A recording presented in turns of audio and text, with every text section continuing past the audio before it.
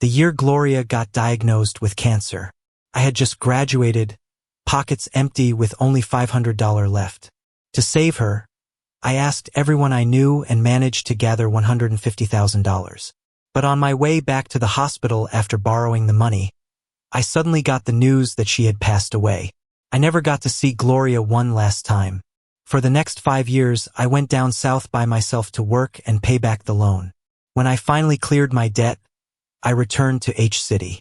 And I ran into a woman who looked just like Gloria at a hot pot place she used to love. By then, she had a successful career, a happy family, and even a kid. Winters in H-City are still quite cold. I was eating when a familiar voice caught my attention. Through a foggy pane of glass, a woman with rimless glasses was gently serving a little girl food. I didn't think much of it until I saw her familiar mole and features, and suddenly stood up, staring at her, overwhelmed. "Gloria, is that you?" Amidst the noise, it seemed like someone was calling her. The woman looked up and met my eyes. Just for a moment, her look went from puzzled, to shocked, to cold tears pooling.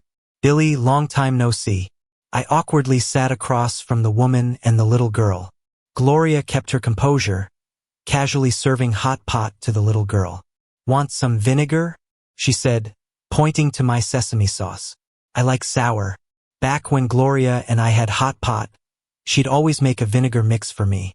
But over the years, I've lost the taste for many things. I shook my head, unsure how to even start the conversation. "So, you weren't actually sick that year?" I fumbled for words, eventually tiptoeing around it. Gloria knew what I meant, but she just paused, nodding slightly, like it was some trivial matter, not life or death. 5 years ago, I was in distant J-City borrowing money and transferred it straight to Gloria's account. On my way back to H-City, I got the sudden news of her liver failure. That night was 17 degrees below zero. I was frozen outside the train station in my thin coat, numb from the cold. I couldn't believe that just 3 days after I left, she couldn't hold on. Her mom, who never liked me, sent the announcement. I pleaded hoarsely over the phone for details about her funeral, only to get hung up on. Before she passed, her family looked down on me because I came from the countryside. Even after, they wouldn't let me near her. "So why did you all deceive me?" I asked, eyes red, unable to hold back. Gloria's expression was restrained. She remained silent, tense, until a phone vibration cut through our stalemate. On the screen, Gloria still topped my contact list. She hadn't used it since 5 years ago, yet I sent messages day and night, turning it into a kind of diary. Through years of repaying the debt, when things were tough or unbearable, I'd write it all there. Gloria must have seen what was on the screen. She chuckled coldly, then looked at me, saying, "Because Billy, I can't forget, and I can't forgive you." "What?" "I can't forget how you left the day I was admitted to the ICU," she said. I froze. What does that mean? When did I ever leave? That year, after hearing of her death, I urgently found a private car to head back to H-City. Trains would take 3 days, I couldn't wait. But no one expected the snow that year. It was so heavy that roads and railways were shut down. By the time I reached the hospital in H-City, a new flu outbreak had worsened the chaos. Amid the chaos, most doctors and nurses were reassigned elsewhere. Not able to see her one last time, nor attend the funeral, left me devastated for a long time, until Stella's collections messages snapped me out of it. She was my high school nemesis, yet the only one who loaned me money. I dragged myself out of bed, with only one thought: repay the debt. That's what I owed Gloria. I didn't run, Gloria. I went to J-City to gather money for you. Check your account from January 7th that year. That money came from me. Tears streamed down uncontrollably as I choked out the explanation, bitterness lingering. Over the years, I almost forgot how to cry. But seeing her face reminded me of the last moment when Gloria touched my cheek in the ICU, comforting me kindly. She said, "Bob, I'll be okay. Take care of yourself." She also said, "If I don't make it, forget me and start a new life."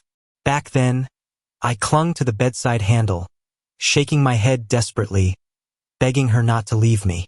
Because apart from Gloria, No one else had ever treated me well. With divorced parents who didn't care, I couldn't even afford my college tuition. It was Gloria's scholarships and part-time work that supported me. Back then, she was my lifeline in a vast sea.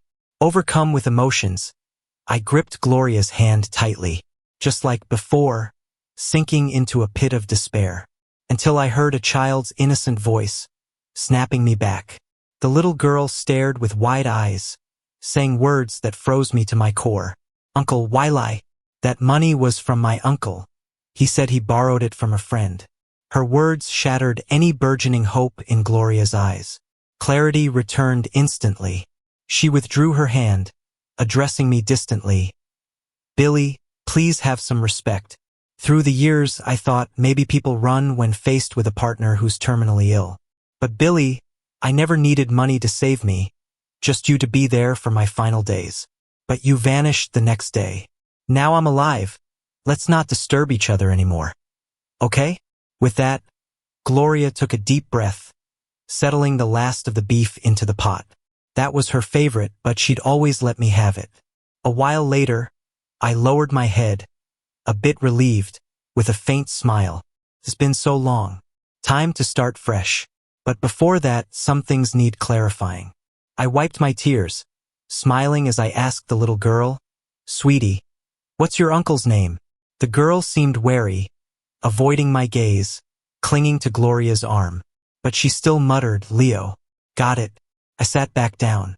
Leo, Gloria's brother, not by blood. Back in college, he was always hostile towards me. Partly why her mother disliked me so much was probably because of him. Even back then, I could sense Leo's special feelings for Gloria. But because Gloria always saw him as a brother, he took out his frustration on me after he got discouraged. That year, the money was sent to Gloria from a bank in City J. The signer was a stranger, so it was easy to impersonate and deceive. "Gloria, since everyone says Leo gave it to you, can he produce a transfer record?" Hearing this, Gloria's gaze darkened slightly, and her previous certainty wavered. "If he can't show it, can you, someone who ran off halfway, show it?" "Billy, have some dignity. If you're as broke as you were back then, you can always use your fake sincerity to trick another woman into supporting you. After all, your acting fooled even me." I shakily put down my chopsticks. Finally, I let out a laugh, but my heart felt like a tattered cloth with endless sobbing. I spent 5 years to save someone who turned out to be nothing in the end. To her, I'm just a shameless liar. Can I show it, though? And Gloria, the past is in the past. I won't bother you anymore.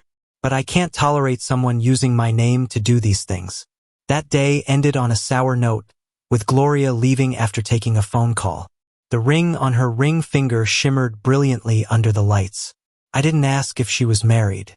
I just awkwardly took off the silver ring that Gloria bought with half a year's tutoring money 8 years ago, hiding it in my sleeve.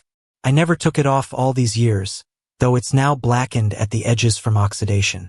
I finished the last meatball in my meal, paid, and left the hot pot restaurant. I suspect I won't be coming back here again. After stepping out, I took out my phone and contacted Stella. Since I paid off all my debts a month ago, we haven't talked.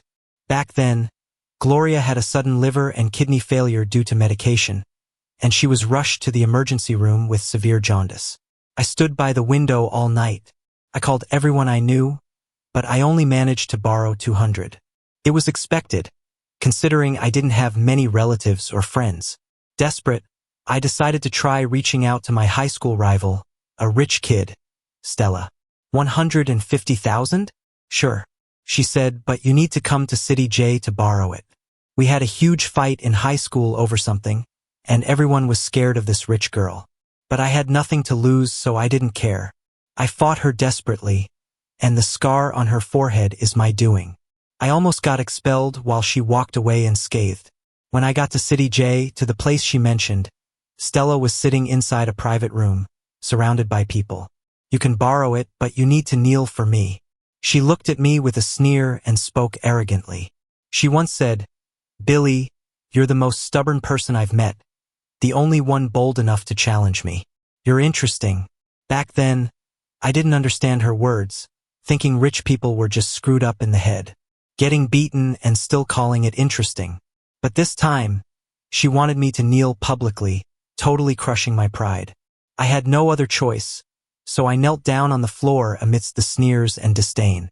I can't quite recall the feeling of my knees hitting the floor that day. I just remember in all the noise, Stella called off everyone, looking bored.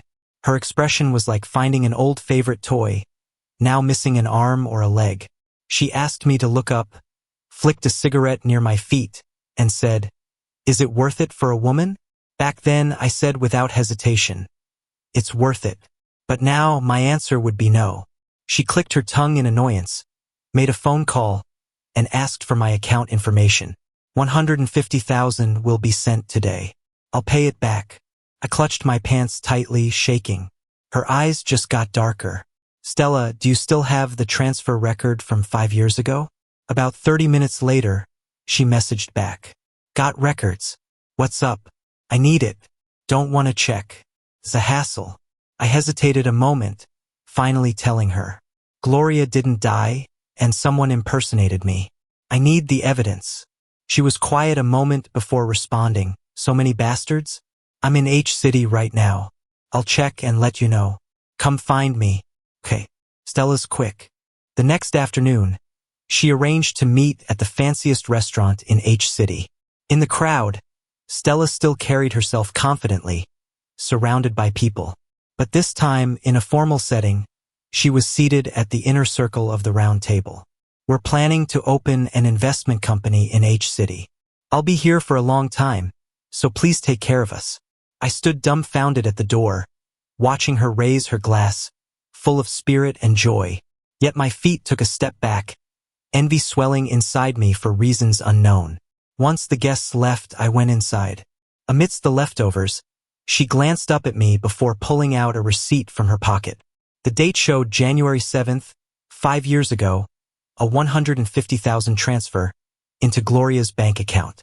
"I'll have my assistant send you the electronic version later." "Okay, thanks." With the receipt in hand, I turned to leave. "Wait." Stella stopped me in a firm voice, watching me with narrowed eyes. "You're just gonna leave like that without showing some gratitude? How do you want me to do that?"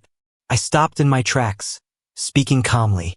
She bowed her head, as if seriously contemplating it. "How about this? Join the White's investment company. We're in the early stages and need some people." I was stunned by her words. My fingers anxiously gripped my coat sleeve. "Stella, you've got the wrong person. I don't have any experience." She raised an eyebrow. "I remember someone was top of the class in finance."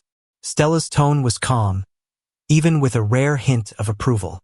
But my heart sank a little. In college, with Gloria's help, I focused on grades and international competitions. I planned to go to grad school, work in investment banking, and change my life. But Gloria's sudden illness and death shattered all that. I couldn't afford grad school after that, and since finance requires at least a master's degree, even as top of my class, I couldn't get a decent job. I opted for the booming e-commerce industry instead, which led me astray for all these years. I just don't get it. "Stella, why are you helping me?" She smiled, saying, "You've got it wrong. I'm not helping you. You'll work for me, it's just business, your effort, my money." She spoke so matter-of-factly. I knew she could pick someone more qualified from the job market. But I already don't want to get too involved with Stella. She once helped me, and I'm grateful for that. But I can't forget that time, when she looked down on me while I was kneeling. I don't need this. I can survive elsewhere without starving. I lowered my head, clutching the receipt in my pocket, ready to leave. "Billy, how long are you going to hold on to your worthless pride? Look at yourself, can't even scrape together $10. Do you still think there's a chance to turn your life around?" Stella's sudden anger caught me off guard. Just turn my life around? That phrase feels so unfamiliar, like a far-off dream just thinking about it. Suddenly, my eyes stung, and I snapped back at her. "Stella, what do you know about struggle from your sheltered life? My life is a mess. So what if I was top of my class? I'm almost 30, and just like you said, I'm broke. I can barely pay off debt, let alone afford next month's rent. Every step I've taken over the past few years seems ridiculously pathetic, right? In those years, I drank myself to stomach ulcers just to survive. I was blackmailed by my boss for a fair share of the commission. Every day, going back to my tiny 10-square-meter rented room, eating discounted supermarket meals was another blow to my dwindling self-esteem. Stella stood there shocked. After a moment, she softened her brow, but a hint of condescension remained in her eyes. "Fine, Billy, if you want to degrade yourself, I won't stop you." She turned away, not looking at me, a mocking smile on her face. Stella brushed her bangs aside, revealing a nasty scar. That was from a brawl between me and Stella. Her forehead hit the desk corner, blood dripping onto my shoes until I washed them multiple times to get it out. I was disciplined by the school for that and lost my spot in a guaranteed program. But back then, it didn't matter to me much. I was sure I'd ace the exams, and I did, getting into the hottest finance program with top scores. But now, at this moment, for some reason, the scar feels more menacing than ever, like a devil's sneer mocking my weakness. Those reckless years challenged me, broke her silence, calling me out for my cowardice. She glared and demanded, "What are you so afraid of? What am I afraid of? Can it really get worse than before?" The answer is no. With clenched fists, I finally told Stella, "I'll do it, Stella. I want to turn things around." Stella had high expectations of me. She wanted me to refresh my theoretical knowledge, understand the current market, and study case studies thoroughly. At first, during the internship, I'd only make the same pay as a new graduate. If I wanted to climb higher, it was all up to me. She said as much, glancing at my resume. One night, while burning the midnight oil with a book, 2 vibrations from my phone interrupted my concentration. It was Gloria's, a long-abandoned account. At 4 a.m., someone sent a message and quickly took it back. Curious, I picked up my phone to check. Why was she logging into that account again? Anyway, now that I had the transfer receipt, I was wondering how to reach Gloria. This was convenient timing. I sent the electronic receipt to Gloria, but no reply came. Puzzled, I sent another message the next morning. Being cautious, I didn't mention the paper receipt. "Can we meet tomorrow around noon if it's convenient?" This time there was an instant reply, "Sure." Gloria chose a downtown restaurant for our meeting. When I almost arrived from work, I was nearly late. The restaurant was fancy, with a man in a tuxedo playing piano in the center. I pushed open the door, looking for Gloria. By the window, a couple sat nearby. The man's gray suit and gentle demeanor were familiar. "Leo? Why is he here?" I took a deep breath, set my bag down, and sat across from them, expressionless. I thought everything would be clear after sending the transfer proof. I didn't expect gratitude from Gloria, but certainly not this animosity. Feeling uneasy, I placed my phone on the table. "Gloria," I said, "I had proof. You've seen it, right?" Before Gloria could reply, a server approached. The seat edge was next to a small water-filled decorative trough. As the young server poured tea, he accidentally knocked my phone into it. I hurried to pick it up, but it was soaked and wouldn't turn on. Apologies poured from the nervous server. "I'm sorry, it wasn't intentional. Can I dry it at the front desk?" Frustrated, I shook my head. "No, I'll see to it later." After that minor mishap, I sat straight, ignoring their expressions or words. I pulled the paper receipt from my pocket and handed it to Gloria. "Here, this is the transfer slip from J Citibank from back then. Verify it, you'll know it's legit." Gloria looked down, eyes unreadable behind her glasses. Leo, on the other hand, glanced at it and smirked disdainfully. "Billy, still pulling the same tricks. Why is your receipt identical to mine? Who did you have steal it from me?" "Identical?" I was taken aback, not understanding his accusation. This receipt came from Stella, it shouldn't be elsewhere. Even Gloria's records would only show my name, not a complete card number like on the receipt. If Leo could fake it that far, it was puzzling. "What do you mean?" Unsettled, I asked. Suddenly, Leo grinned mysteriously, triggering a realization. The night I sent the electronic receipt, Gloria wouldn't reply. The next day, they arranged this meeting. As I pondered this, Leo revealed his phone. On his screen was an electronic receipt identical to mine. I understood then. It was Leo, not Gloria, who mistakenly messaged me that night. He received my electronic receipt before Gloria ever saw it. Then he pretended he got to it first, creating another lie. Got anything else to say, Billy? Gloria gripped my paper receipt tightly. Her eyes filled with disappointment and anger, almost spilling over. I lowered my gaze and chuckled softly. After all these years, Leo still insists on being a pain, never leaving me in peace. Yeah. Did you log into that old account recently? Gloria frowned, her eyes showing some reluctance. She probably saw those thousands of messages, all the hardships of my life that I couldn't bear to look at again. My heart was about to ache, but my rationality pulled me back. Yeah, I did. Can you show me the interface? She seemed confused but complied. Beside her, Leo shifted uneasily, still sporting a smug look. In Gloria's phone, the electronic receipt was indeed missing. So, Leo saw it first, then deleted it. Snapping back to reality, I realized I could use my phone's records as evidence. But just as I reached for it, I remembered it fell in the water and wouldn't turn on. I sighed. Leo was really prepared this time. Probably even told that waiter to knock my phone into the water. Originally, I came here just to prove I didn't run away and that I did provide the $150,000. Gloria has helped me for 4 years, and if she really was in the dark before, once the misunderstanding is cleared up, I don't want to drag this out. But now, seeing Leo's smug face, my chest welled with bitterness. Gloria, are you two married? I changed the topic suddenly, noticing their matching wedding rings without averting my eyes. She remained silent, but Leo, blushing, said, "Not yet, but we're engaged." Hearing that, I smirked, looking down. When she was young and dreaming of love, Gloria used to tell me all the time, "Billy, I can't imagine marrying anyone but you." Memories of our love flashed through my mind, only to be torn apart. All right, Gloria, one last question. Are you with him because he gave you that $150,000? My voice was a bit hoarse, but I wanted clarity. This was the only love I've experienced, and I thought I wasn't wrong about the person. I was willing to pay the price for my stubbornness. But it seems it was just my obsession. Gloria crossed her hands, looking at me coldly. She wore a watch I couldn't recognize, likely one of those luxury items we once could only dream of. Yes, Leo saved my life. I'd die for him, let alone marry him. Hearing this, I surrendered, relaxing my shoulders, and pulled a bank card from my pocket.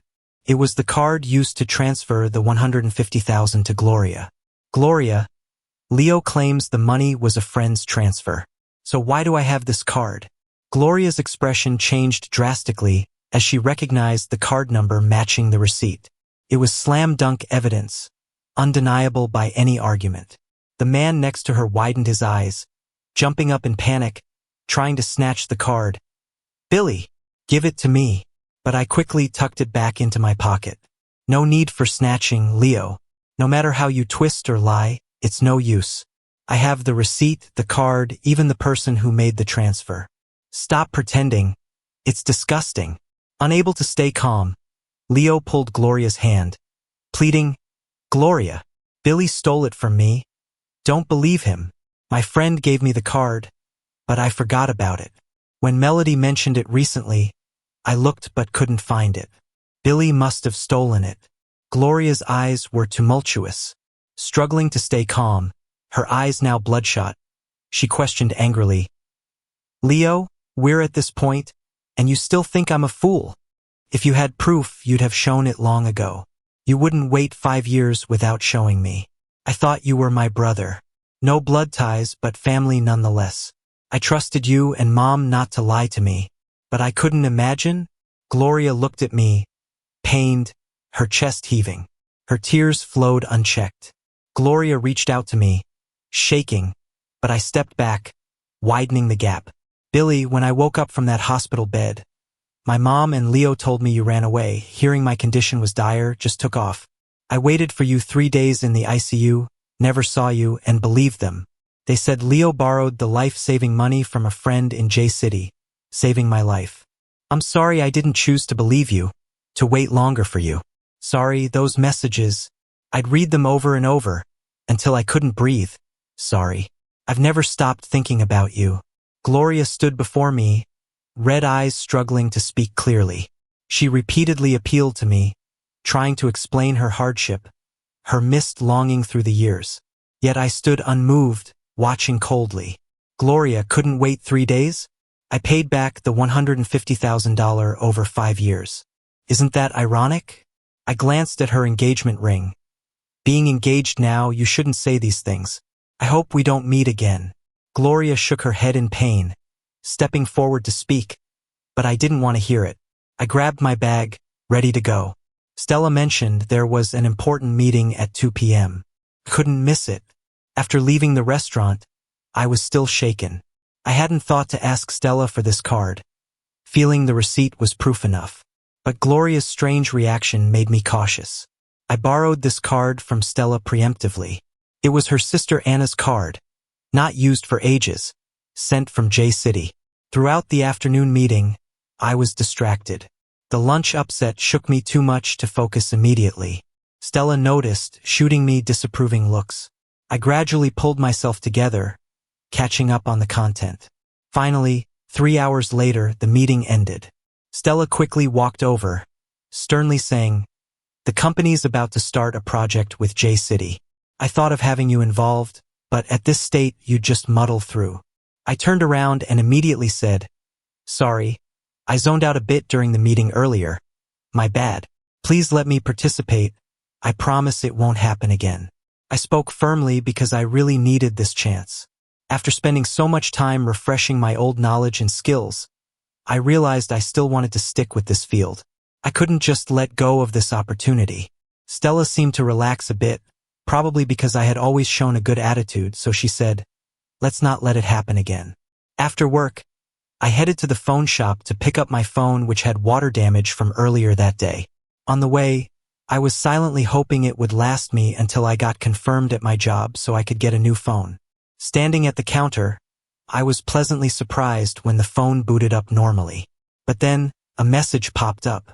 It was a money transfer notification from Gloria. I stared at the screen, a bit stunned, counting the numbers. 1.5 million. My heart sank a little. Due to some delay, another message from Gloria appeared. It filled the entire screen. I didn't read it closely, but it was mostly apologies, memories, and wanting to make amends.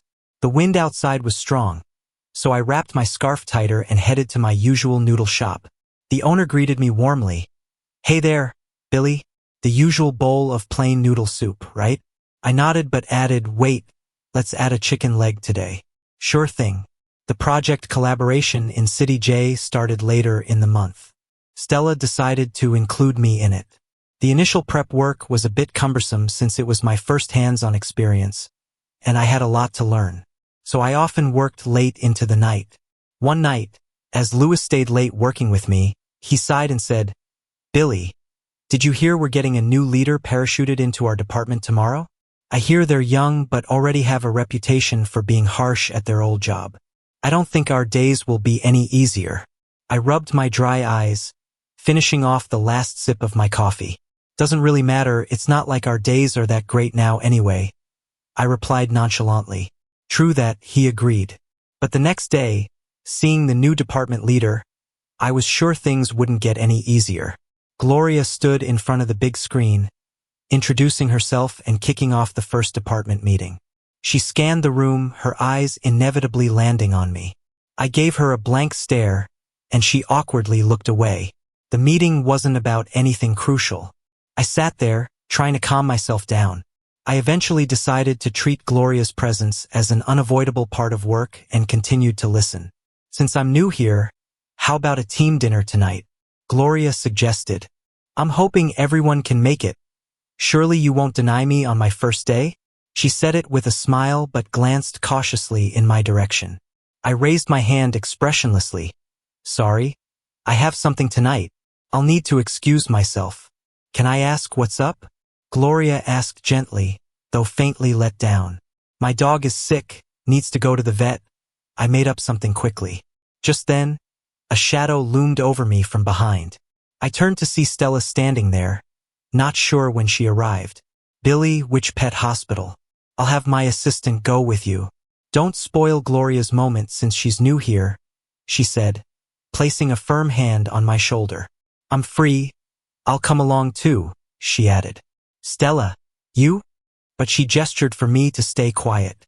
I was speechless as I turned back around, realizing there was no escape now. Stella was aware of my history with Gloria, though how much Gloria knew, I couldn't tell. I had no idea what Stella was planning. Because of all this, the whole dinner felt tasteless, even my favorite grilled meat. I watched the sizzling beef on the plate while others praised Gloria. There's no denying Gloria's brilliance from her school days, and after recovering, she quickly climbed the corporate ladder. Next to me, Stella kept a reserved smile and took frequent calls, barely eating. 2 hours later, the exhausting dinner finally ended. We headed to the parking garage, ready to go home. I breathed a sigh of relief, starting to relax, until I noticed a man waiting by the entrance. It was Leo. He wore a camel coat. As we approached, he didn't hesitate to zero in on me. He raised his hand, ready to strike. Stella moved swiftly, grabbing his arm with an evident anger in her eyes. Who are you? She demanded. Leo struggled. None of your business. Let go. The crowd stepped aside as Gloria approached, her face sullen. Sorry, this is my brother, she explained. Leo paused, shocked at being called brother, spinning around in disbelief. Gloria? What do you mean? I'm your fiancé. He waved his hand dramatically at everyone, showing off the ring. I am her fiancé. I lowered my gaze, noticing Gloria's left hand. The ring that used to be there was gone, replaced by a plain silver one. I chuckled softly inside. So she hadn't tossed that ring, but I did weeks ago.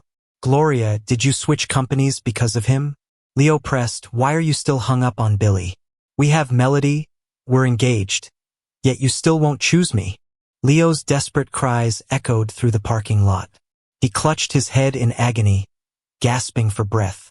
Colleagues watched awkwardly, as Stella sternly told them, you should all head out now. Reluctantly, they left, curiosity aside since the boss had spoken.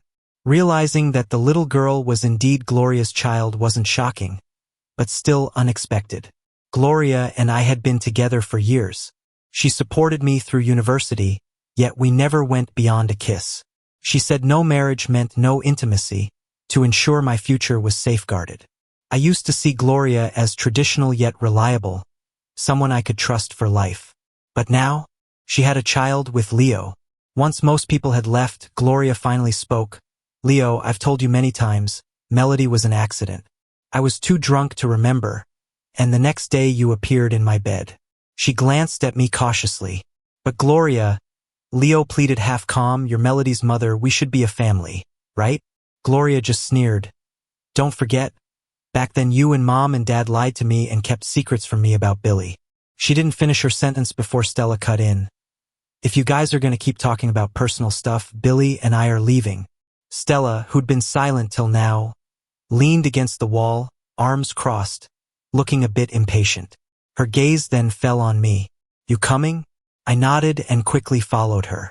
Didn't bother with the pleadings and arguments behind us. Which pet hospital? I'll give you a lift, Stella asked, standing by a black car. No need. No dog to take care of. She gave me a quick glance and dropped it. Then I'll just take you home. Thanks, boss. My tone was a bit sarcastic, and Stella seemed annoyed. She drove halfway, then parked the car by the river and rolled down the window. Are you mad at me? I looked at her, not hiding it. Yeah, you knew about me and her stuff, yet you still made me come to this dinner. I don't care about company stuff, but I can't refuse this dinner? Stella chuckled softly, not responding. She just looked down, took a deep breath, and then gazed out the window. Billy, do you think someone drunk would do something like that? They always show that on TV dramas. I frowned at her words. What do you mean? You saying Gloria is lying, and it wasn't a one-time thing? Stella glanced at me. Is that the only possibility? I fell silent, thinking along her lines. Could the child not be Gloria's? That's the kind of twist you see in bad TV dramas and novels, but I suddenly felt a chill as I recalled the day. The little girl did look a lot like Gloria. But that melody did really resemble Gloria, so it should be? Wait. Suddenly, memories flashed like lightning across my mind. That was 5 years ago. After organizing Gloria's hospital admission, I was having lunch in the pavilion next to the hospital ward. At that moment, I noticed two figures not far away. It was Gloria's mom, Susan, and Leo. I remembered Susan smiling gently while Leo hung his head, deep in thought. This scene was too ordinary, so I didn't think much of it. But now, everything connected. A disturbing thought emerged in my mind. Stella seemed to have guessed this too. She extinguished her cigarette, looked at me tiredly. "Billy, you should have your answer by now." I nodded gravely. Stella sat upright, pulled out a few photos. A closer look revealed images of Leo and Susan entering a hotel together. Leo was adopted, and they might have been involved for some time. "That's as much as I can tell you, Billy. What you want to do with this is up to you. If you want, I can help." I steadied my shaky voice. "Stella, why?" Whether it's work or private matters, she was always willing to help. Stella showed no emotion, started the car, a faint smirk on her lips. "You once helped me, just returning the favor. As for them, who are they to bully you?" Later, Leo added me on social media. He didn't say much, just kept posting pictures of dining at fancy places and attending events with Gloria by his side. I knew he was flaunting, but from Leo, I learned he gained fame online as the father in the father-daughter duo with Melody. After some thought, I reached out to a blogger competing with Leo, Nick's mom. Her online persona was pretty fierce. She was surprised by my contact, but that night, Leo insulted her son in the comments. No longer tolerating it, Nick's mom bought the photos I had at a high price and I made a nice sum. The next day during rush hour, as I was heading to get some noodles, I saw Leo trending online. Previously, Leo and Gloria were engaged, so online it was shown that Gloria was Melody's mother. They hadn't revealed they weren't biological siblings, so the initial rumors were about Leo's affair. But as people dug deeper, they found out Gloria and Leo were adopted siblings, and it was Gloria's mother, Susan, having the affair. The shocking revelations kept the buzz going. After working late, heading home on the last subway, Leo, seeing the bad turn of events, had issued a statement. "I'm adopted. Gloria and I are not blood related. The child is Gloria's, nothing to do with Susan." His statement was simple, insisting the child was Gloria's. The public wasn't buying it. Words are cheap, where's the DNA proof? Think we're that easy to fool? If she were really his fiancée, you'd have DNA results by now. I didn't like him from the start. He's just nasty, called a kid a pig. Don't know how he got famous, and now he's exposed. In the flood of insults and doubts, Leo changed his usual cocky attitude online, not responding to anyone. He probably thought this would blow over. Later, Leo closed his comments section, and indeed, things calmed down somewhat. But the next morning, somehow, things heated up again. Leo's account was reported heavily and got banned. I just raised an eyebrow at this. Nick's mom flooded me with messages, thanking me, saying the fallout helped her gain a lot of support, even several thousand new followers. She sent me another thank you, transferring over 10 grand. I didn't refuse. Selling the photos to Nick's mom was a win-win for both of us. That night, as I was finishing up work and ready to sleep after a shower, I got a call from Gloria. Why is she calling this late? I hesitated, but answered. Silence on the other end. Just some uneven breathing. Got something to say or I'll hang up. Wait, Billy. Gloria's voice was hoarse. She began slowly, sounding slightly drunk. Billy, do you hate me? Do you hate that I didn't believe you back then? The voice on the other end choked up more and more. Sorry. The wind howled in suddenly, making it hard for me to hear. Over these 3 months, the events of that winter 5 years ago have started to fade from my memory. Being busy with work seemed to pull me out of that year's nightmare completely. Illness, death, deceit, lies, all the ugly things I wanted to forget, seemed to have left my life for good. Instead, I'm left with memories of my own past self. Billy, I'll make things right. Gloria said it out of the blue on the phone. Then came the busy signal. I was a bit confused and didn't really know what she meant by making things right. Until the next day, I saw on Gloria's social media that she posted 2 paternity tests. One was between Melody and Gloria, and the other between Melody and Susan.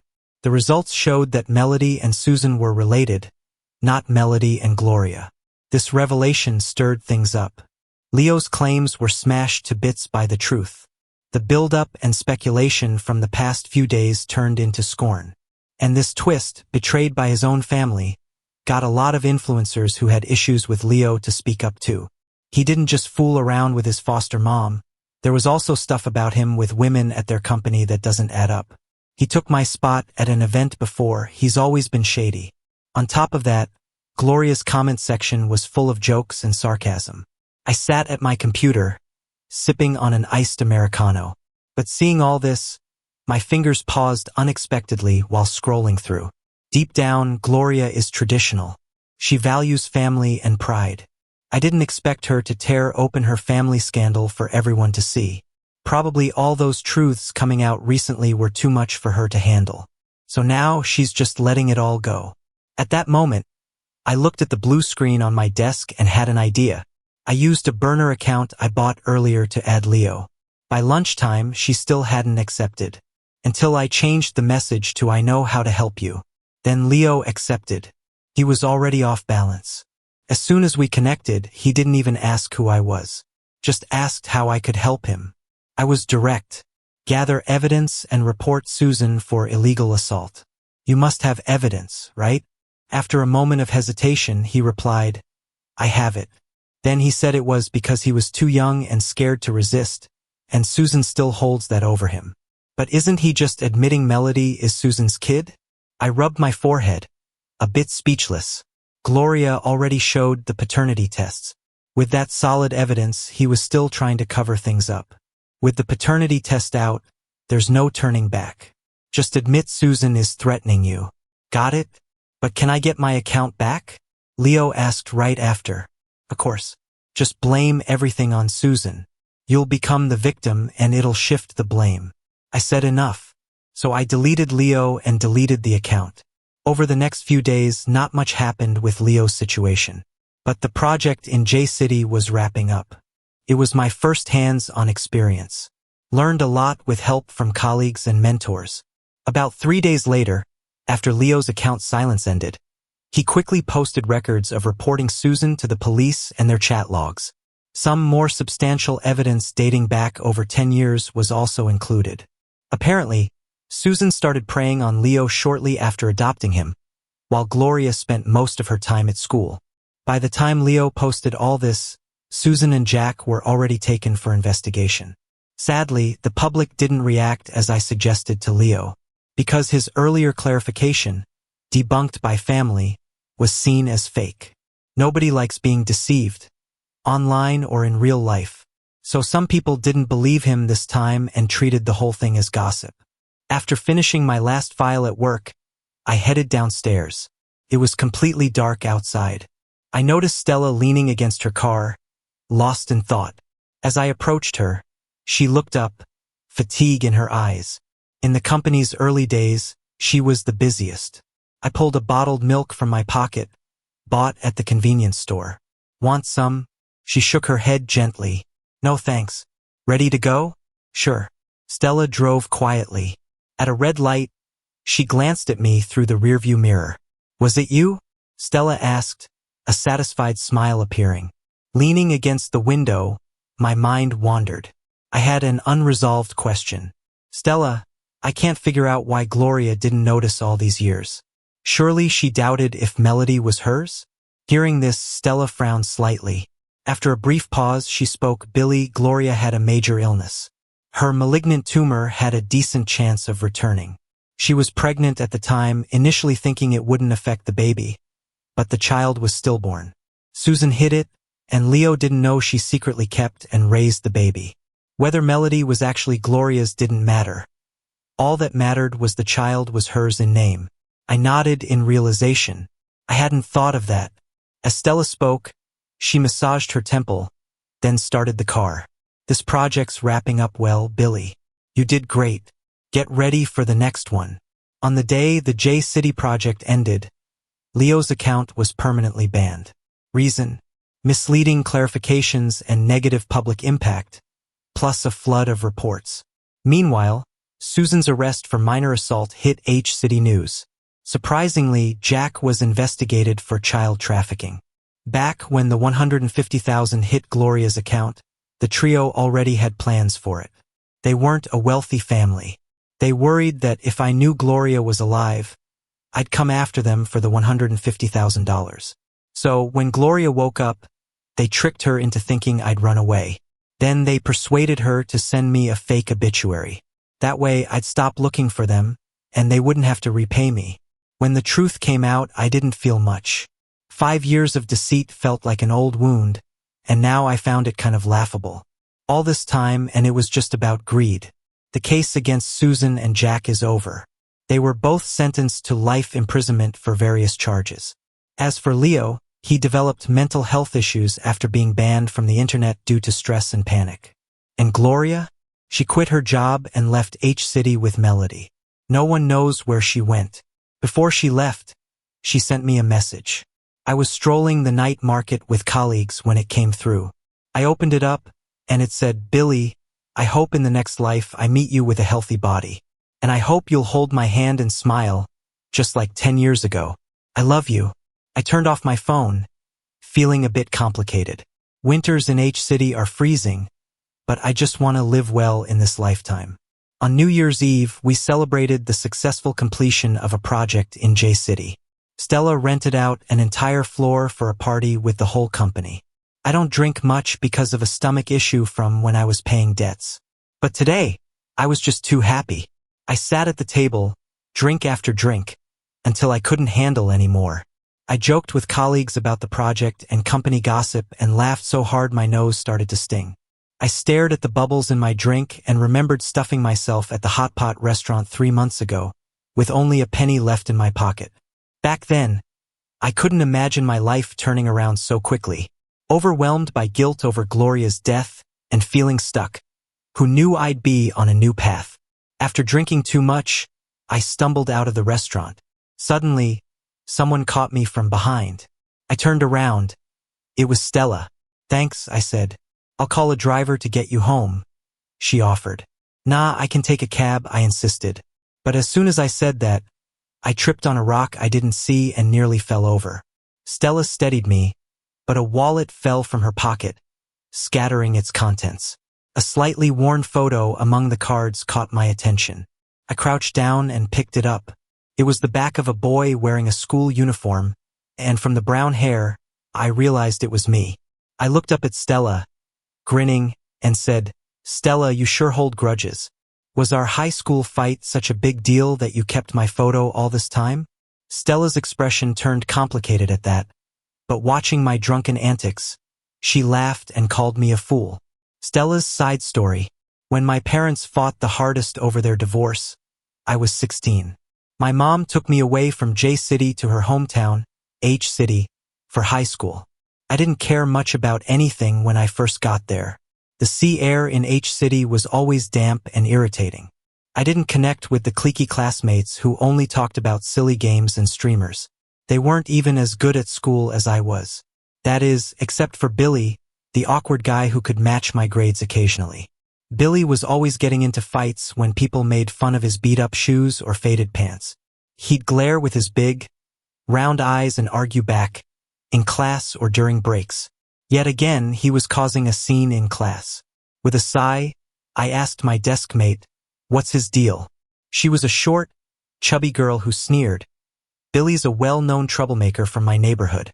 His parents ditched him in 3rd grade, ran off with new partners, and left him with his grandma. You've seen her. She cleans the school's toilets and always asks for bottles." Hearing that, I felt something in my heart sink a little. My eyes found him through the crowd, focusing on his reddened eyes. His hair was a light brown that seemed unhealthy rather than natural, a result of poor nutrition. At that moment, I felt a strange curiosity.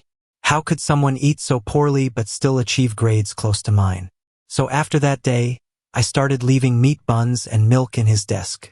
Books said competition should be fair. When my mom asked why I was taking milk, I told her it was for a cat. A very tough cat. The day Billy found the buns was funny. He hesitated, glancing around, then devoured it in one big bite. Watching him stuff his face during morning reading recitals made me laugh. Eating right, Billy's grades improved, and I couldn't keep up. He participated in competitions and did really well. I saw his expressions change from anger and defensiveness to confidence and friendliness. The brownish hair returned to its natural shade. It was all pretty nice, like seeing a cat you fed get strong and healthy. Time flew and most of the senior year had passed. I noticed my homeroom teacher giving me competition spots, perhaps feeling sorry about my family situation or being asked by my mom to support me. Those opportunities, originally Billy's, got handed to me. I felt uneasy knowing it only widened the misunderstanding between Billy and me. One afternoon, the tension erupted. Our argument became physical. Billy with his strength outmatched me, and I hit my head on a desk corner, vision blurring as blood dripped. We backed off, both out of breath. At the hospital, my anger only grew. I never wanted to give Billy anything nice again. He gave me a nasty scar when he hit me. My mom insisted on getting Billy expelled, but I didn't want to push him that far. I begged her not to, and she reluctantly agreed. Billy lost his special admission, though. But I knew that, even if he took the entrance exams, he'd get into a top university. And on the day results came out, Billy scored first in the school. I was originally planning to apply to the same school as him. That all fell apart when I found out Billy and Gloria were together. At that time, I felt a bit bummed but also firm. We never really talked that much anyway. The only real different conversation we had, outside of studying, was after I got beat up. To save face, I told him, "Billy, you're the most stubborn person I know and the only one who dares to stand up to me. You're interesting." He just glanced at me, gave a cold "oh," and went back to what he was doing. I awkwardly walked away. After that, because of the competition, he and I stopped even discussing school stuff. He deliberately avoided me, and our weird rivalry became the school's open secret. When it came time to choose where to apply, I decided on J-City, hoping for a fresh start. However, it wasn't exactly what I'd hoped for. My mom's need to control me got even stronger. I couldn't take it and fought back a few times before breaking free from her hold. Life in J-City seemed lavish. Thanks to Stella's network, I mingled with a lot of people. For a while, I got lost in the indulgence and almost forgot about my rival, Billy. But when I got drunk, I'd often remember Billy, defiant, pushing through hardships with clenched lips. On social media, I quietly checked up on him. As he dealt with life's ups and downs, his grandmother, his only family, passed away after the college entrance exams. Through that blow, I almost reached out to help. But each time, I put my phone down because he had a girlfriend. Time slipped by, lost in distractions. I tried various things like starting a business, skiing, and racing cars, lavish ways to spend money, all in vain. Just when Billy started to fade from my memory, he reached out one night. His request shocked me. He wanted to borrow money for Gloria. To me, $150K wasn't much, but I was low on cash at the time and unsure how to respond. I told him to come to J-City to meet up. Maybe it was some unresolved feeling deep down. A few days later, a chill hit J-City hard. Billy showed up looking rough, and it sparked something in me. Why was he like this? Why was he tangled up with Gloria enough to risk asking me for help? Jealousy clouded my judgment, and I made a foolish demand. But seeing him humbled made me regret it instantly. I called Anna, eventually giving him the $150K despite mixed feelings, and asked if it was worth it for a woman. He nodded without hesitation. That night, I realized it was time to let go of my long-time feelings. When I heard Gloria had tragically passed away, there was no satisfaction, just a sense of how unfair fate was to Billy and, oddly enough, to me too. In those days, I was restless, trying to fill my life with work. Luckily, after softening in front of my mom, I found real career paths at H Group. There, I discovered a new passion and direction, finally finding my footing in J-City with the right resources. 5 years later, Billy paid off all his debts. He returned to H-City, where I had set up a new office for work. He contacted me, asking for the receipt of the past transfer. Surprised, I realized this long-buried past was coming up again. But upon learning Gloria's death was actually a sham, my mind raced. The investigation left no doubt, but I knew it was his personal matter. Revenge or letting go, it was up to Billy. Yet space is for those who are ready, and I offered him a chance to join my company. Though he hesitated at first, he finally agreed to try. Later, I entrusted him with crucial responsibilities, giving him every resource which he used incredibly well to revitalize the company. His success showed my initial decision was absolutely right. Until one night, he sat beside me, no longer just acting calm. He asked with a friendly smile if I remembered the day he came for the receipt. Of course, I did, knowing the stories behind that encounter. Fallen for me? I teased. He laughed loudly, then looked at me with a determined expression and said more. Not love, but admiration. Thank you. I believe my life can turn around again because it already has. Remembering my mom's words, I've always cherished the idea of showing someone a bigger world, a love for the past, and unappreciated friendships. Because of that, I am willing to chart a path for him, allowing him to flourish in a vast space, bringing hope and the future to a broader view.